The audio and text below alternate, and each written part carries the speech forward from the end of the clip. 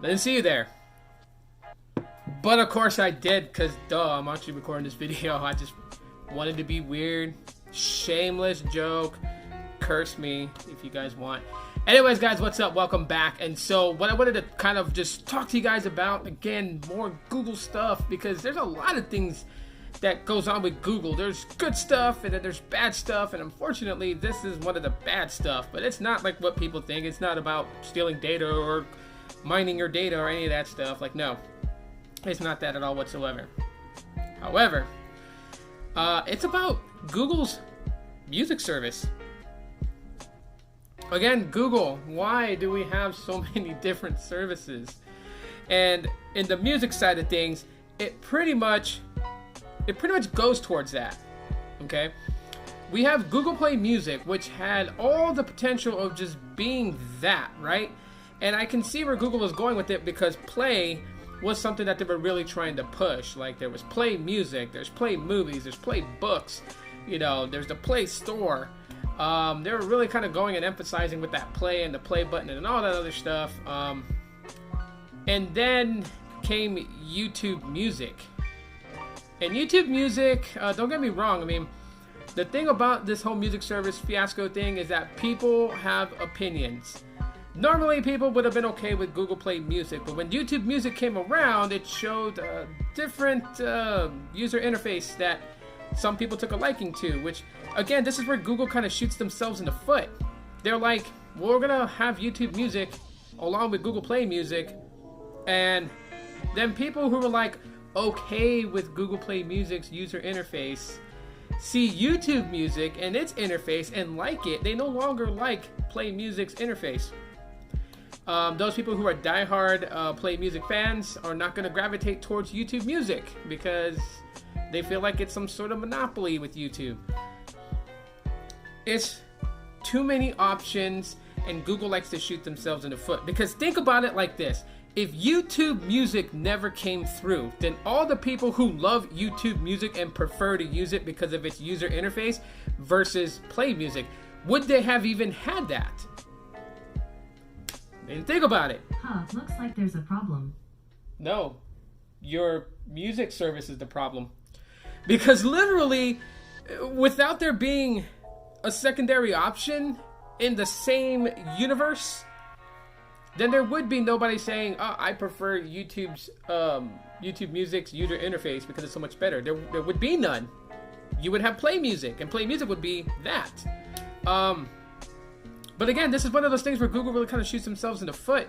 And, you know, already they're kind of losing money on it, right? Like, people are purchasing, you know, subscription services, right? That's one of the key focuses that Apple's doing right now currently.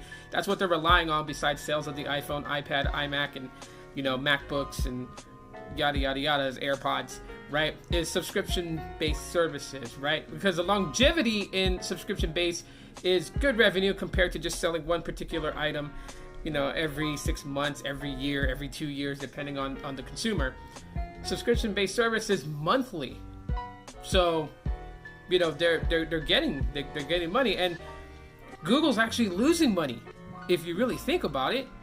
Because, okay, let's say you subscribe to YouTube Music. Well, YouTube Music allows you to have a subscription to Play Music, right? So Play Music, YouTube Music.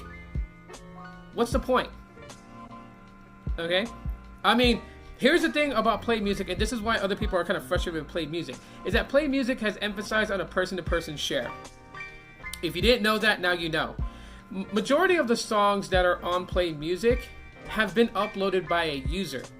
I know, because through my Chromebook, I had a bunch of MP3s that was saved on Google Drive, and I just ended up uploading that to the Play Music app on my account, and I'll be able to access the songs offline or stream it online. But the thing about it is, since I uploaded that particular MP3, it means that it's on their server. So if someone's looking for that particular song, they can find it. It's not like they're downloading it from me because it's uploaded to the Play Music server. They're downloading it now from the Play Music server. But if someone deletes that file, it's gone. I know this because there were certain songs that were on Play Music that I had, and my secondary account tried to access that song, and then once I had deleted that song off my Play Music account, it was no longer there to grab. Now, other times it's just dealing with like the music industry and them pulling, like, you know, Play Music, you don't have licensing to use this song in your streaming services, so you gotta take it off, you know, type of thing. That happens too as well. But you know, Play Music has been like a person-to-person share / you know, grab the music licensing from the record label and whatnot, and be able to use the song there for people to listen to. It's been a hybrid of that, but it hasn't always worked well. And the user interface of Play Music is very dull. It sometimes can be a bit more like to just deal with. And the fact is, you can kind of look at Play Music and see it is kind of like an altered, mutated form of a music app. When they tried to implement things like certain features that the app Songza had before the acquisition that Google took with Songza, and try to implement that type of thing into their Play Music app, which was based off of your moods. Like if you're happy, then it may have create a playlist of happy, create a playlist of like energetic or sad or whatever. It tried to do that, and yeah, those features were just kind of like slightly broken.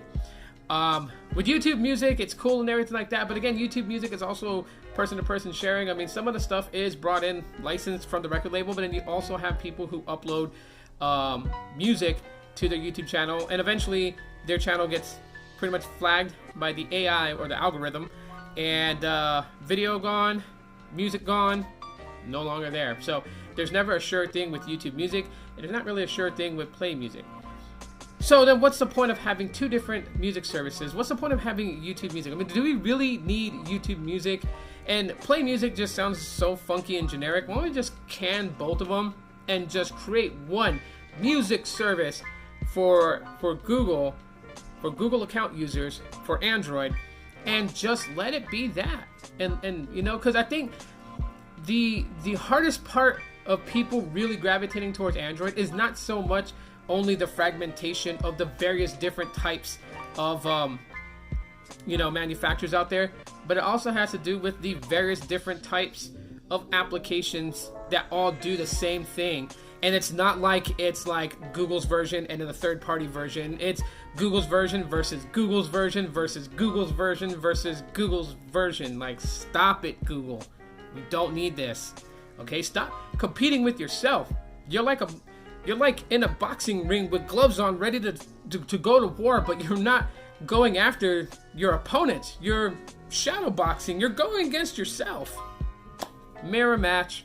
Anyways, that's just what my thoughts are. Let me know what you guys think in the comment section of the video. Should they just can both and just come up with a brand new music service and let that be that? Do you think they could just revamp Play Music and revamp the user interface and just leave it at that? Or do you want them to can all that and just like have YouTube have a monopoly over your entertainment, such as your video and music? You guys let me know in the comment section of the video. Smash that like button if you guys enjoyed today's video. And as always, aloha.